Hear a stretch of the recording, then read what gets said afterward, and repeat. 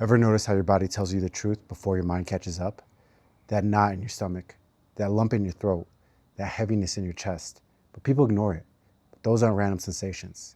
That's your body's intelligence speaking louder than your thoughts. I'll be honest, for years I ignored these signals. I chalked them up to stress, bad posture, or whatever perceived understanding I could come up with. But every time, the body was right. Every time, it knew it was out of alignment long before the mind would admit it. Even Dr. David Hawkins studied this in Power versus Force. He showed how the body literally loses strength in the presence of a lie and gains strength in the truth.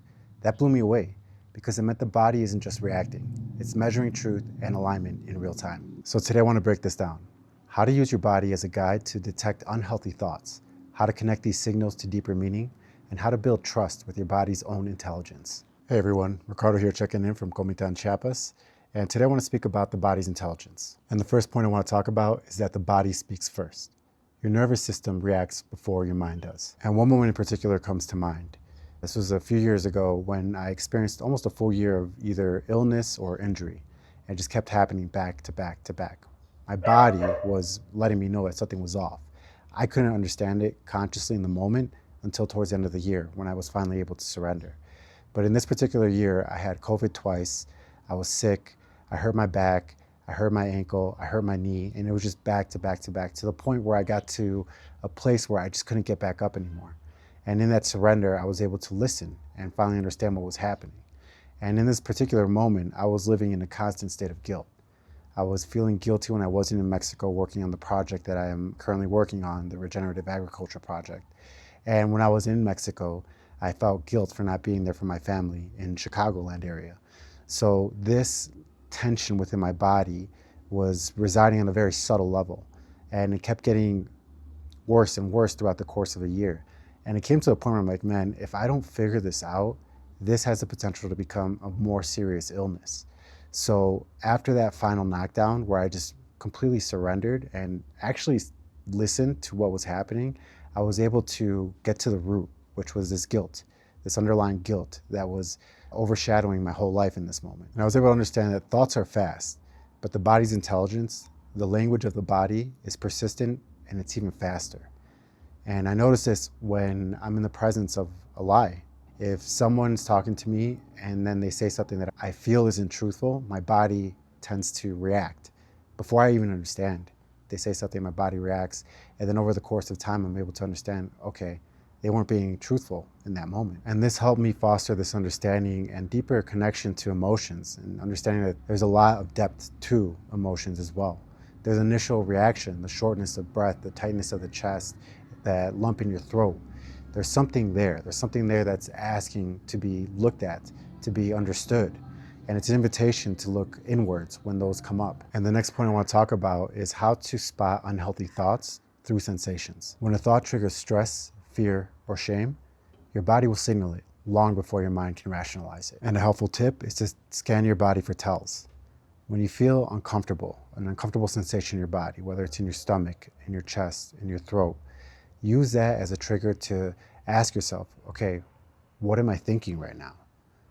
And then once you bring the intention to your thoughts, then you can start to see what's actually moving. Because almost every time I felt discomfort in my body and I started to bring the attention to my thoughts and really understand what I'm thinking, right there's the answer. I see what I'm thinking, and it's my body telling me, hey, this isn't healthy.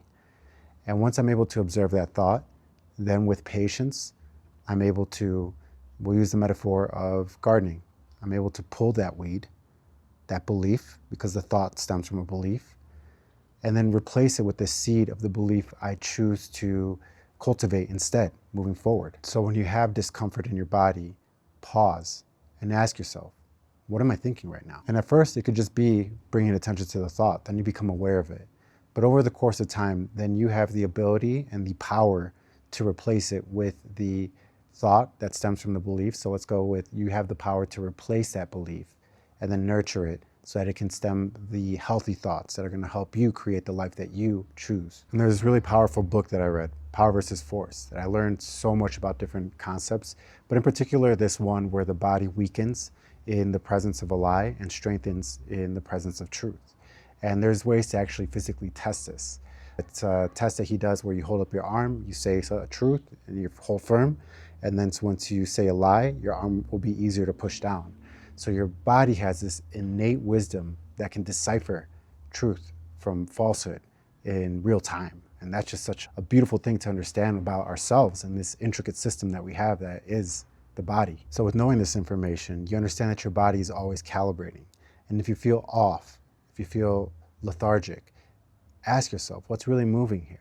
Or if you're in the presence of someone and you feel not well, there's something there that is inviting you to take a look at it. And to take this a step further, once we are becoming aware of what's moving and what our thoughts are, if we notice consistent tension in a specific region of our body, this is an invitation to start to realize and do some research and see, okay, what's that region of the body associated with? You can link it with the chakras. If I'm constantly having issues in my throat over a course of time and I can't figure out what's happening, I'm observing my thoughts, then I start to look into, okay, well, the throat's usually associated with expression. Am I properly using my voice? Am I properly expressing myself? Am I setting boundaries? So as we start to go deeper, then we can get to understand what are the things that are associated with the region where we're feeling discomfort and what's moving in our life. Where's the connection there? And as we begin to move that and become more aware, then we can actually take the steps and the action to move through that and move past it and learn from it, more importantly, right? Because if we do a temporary fix, just the cyclical nature of the universe is that it's gonna probably come up again, maybe in a different relationship, in a different circumstance. But if I'm not expressing myself, then that's going to come up again and again until I learn the lesson that is being presented for me to learn. And the next point I want to speak about is to learn to listen before it gets too loud. And just to tie it in, I want to elaborate a little bit more on the example I just recently shared on the expression. So this is something that I've moved through in my life. I'm someone who in the past has always looked to keep the peace. And sometimes through that, I've sacrificed my voice just to maintain the peace. But the universe kept bringing it up until I continued to work through it and move through it. And in the first case, it was with my parents, and it was learning to use my voice and express myself and let them know, hey, this is my path and this is where I'm moving. And I understand it's not traditional and maybe it's not the life that you wanted for me, but this is what I'm aligned with, this is what I'm resonating with, and this is the life that I choose. And after that, it was like a huge weight lifted off. And then of course, the universe presents the next lesson. But just with the cyclical nature of life, we'll talk about maybe a year and a half later, it manifested again through a different relationship. And this time a little bit deeper. And initially when it first happened, I was a little frustrated because I'm like, man, I already thought I passed through this lesson. But as I continue to move through life, I understand the cyclical nature. It's not completely a circle. You can imagine it as a kind of cyclone. So maybe we're here and then it goes around and it's getting a little bit deeper.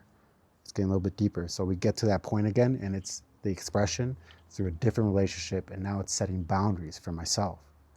And then I work through that as long as it takes, and then boom, I get past it. And then another year or two comes by and a similar thing manifests.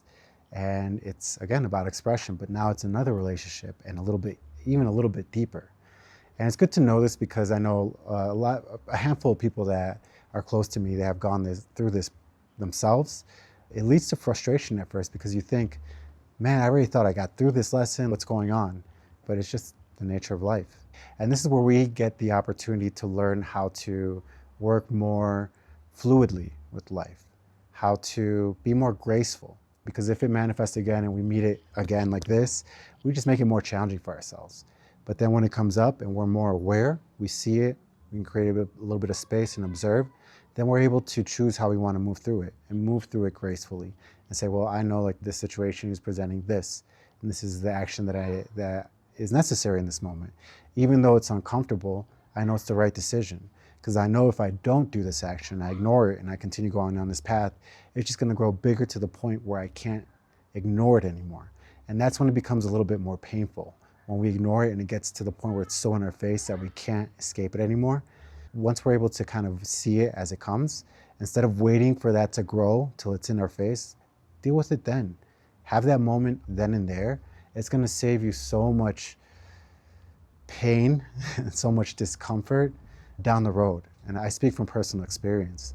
So this is just an invitation to learn to listen to the subtleties of your body and what it's saying to you, and learning how to respond quickly, appropriate. So some practical tools you can use to help you through these processes is number one, your breath.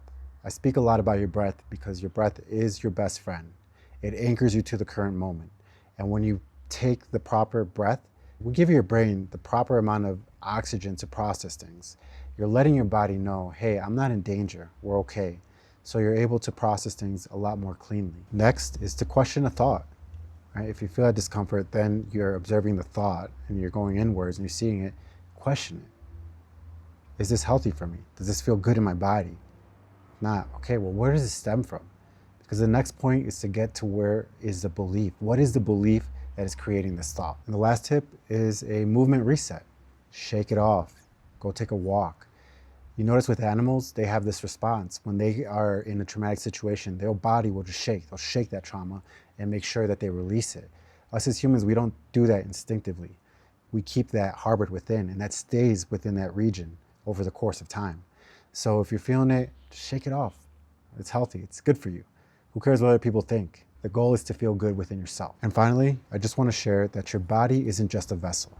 It's an intelligent guide that speaks in whispers first. Learning to listen early prevents disconnection, and it helps foster that trust with the inner master. And if this resonated with you, I invite you to please like, share, and subscribe. It's a good way to support the channel. I also have a link in my description to join the newsletter, and also a link if you're looking to work a little bit deeper and want to have a conversation for a 15-minute call. Your body speaks in whispers before it ever shouts. Learn its language, and you'll always know the truth. Until next time, family. Hausch, hausch.